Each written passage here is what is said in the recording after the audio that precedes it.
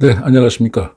오늘은 우리가 도로를 이제 고속화도로 주로, 뭐 일반 도로도 마찬가지지만 준행하다 보면은 이제 차량이 이제 전체적으로 느리게 갈 때는 차량 밀림 현상이 많이 발생을 하죠. 앞에가 차가 밀리면 뒤에서는 무슨 원인 때문에 밀리는 건지, 사고가 나서 밀리는 건지도 모르고 그냥 주차장에서 기다릴 수밖에 없는 이런 현상이 발생을 하는데, 이게 알고 보면 그 도로 정체가 돼 있을 상태에서 끼어들기 차량 때문에 이렇게 차들이 밀리는 경우가 많이 발생을 해서 이 부분에 대해서 한번 말씀을 드려보고자 합니다.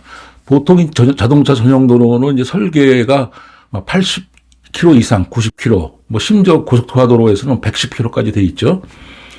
그런데 이게 도로 포화 상태가 되게 되면 도로 포화 상태라는 건 1km 거리에 한 20대 정도가 들어가 있으면은 뭐 앞차의 간격이 한 50m 정도 되니까 도로 포화 상태가 아니기 때문에 원활하게 순조롭게 빠져나가는데 그 구간에 차가 예를 들어서 60대 이상 심지어는 뭐 70대, 80대, 90대까지 끼게 되면은 앞차의 간격이 좁아지니까 한 대만 끼어들긴 해도 뒤에 연이어서 연쇄적으로 계속 파급 효과가 발생을 하게 됩니다.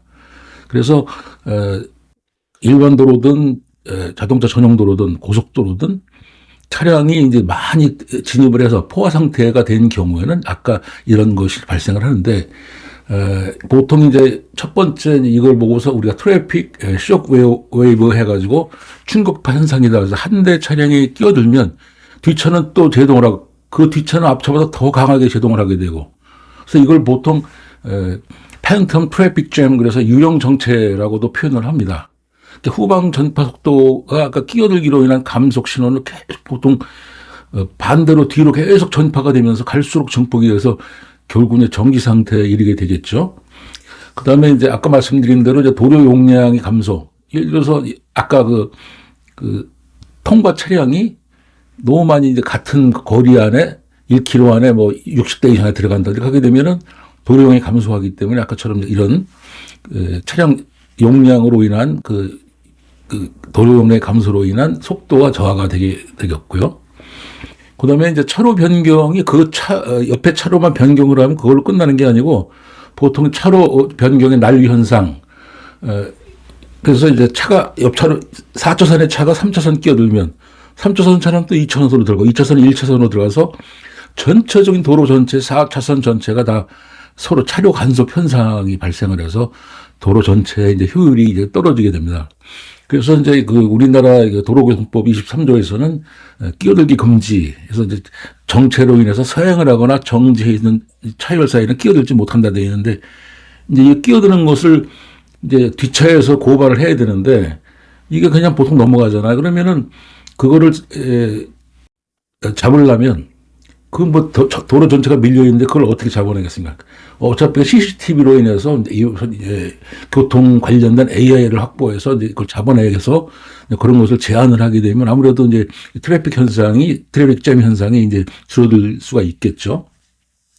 그 다음에 이제 우리나라 도로교통법 19조에서는 이제 안전거리 미확보, 모든 운전자는 앞차가 갑자기 정지를 할 때 충돌을 피할 수 있는 거리를 확보해야 된다 하는데, 아까처럼 이렇게 1km 구간에 뭐 60대씩 들어가 있으면은 그거 안전거리 확보를 할 수도 없는 상황이 되겠죠.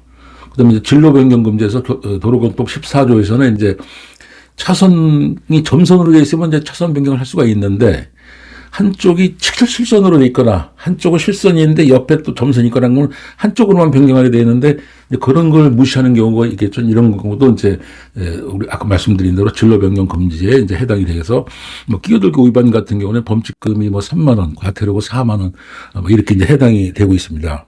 그래서 이제 끼어들기 사고는 이제 추돌 사고 위험성이 발생을 하고, 그 다음에 이제 연비나 이제 환경이 또 나빠지겠죠. 연비도 개선이 안 되고 탄소 배출량도 급증을 하고, 그래서 우리가 보통 나 하나쯤이야 하는 순간에 1초에 끼어들기는 뒷차 100대에게 한 10분의 지연을 초래할 수 있는 이런 상황이 발생을 하니까 우리가 이제 이거를 좀 나 하나쯤이야 하는 마음을 버리고 좀 이 도로 시스템에 순종을 하는 것이 이제 좋을 것 같습니다.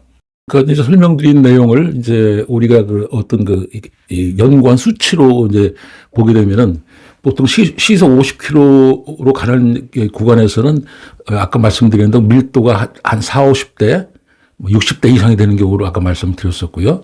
그 다음에 이제 그 충돌, 차량이 50km 상황에서 1초의 급제동이 발생을 하면은 그 차량 뒤편으로 한 500m 뒤에 있는 차량을 완전히 정지해야 되는 상황에 이제 직면하게 되는 것이 이제 우리들이 그동안 이제 분석을 해본 데이터 내용은 이제 그렇게 돼 있습니다. 그 다음에 이제 앞차의 급제동으로 시작된 이제 정체 신호는 차량 진행방의 반대 방향으로 시속이 한 15에서 21km 사이로 그렇게 빠른 속도로 전파가 됩니다. 그래서 일단 오늘 이제 여기까지 말씀드리고요. 다음 기회에 또 기회가 되면 또 보다 나은 콘텐츠를 가지고 여러분을 찾아뵙도록 하겠습니다. 감사합니다.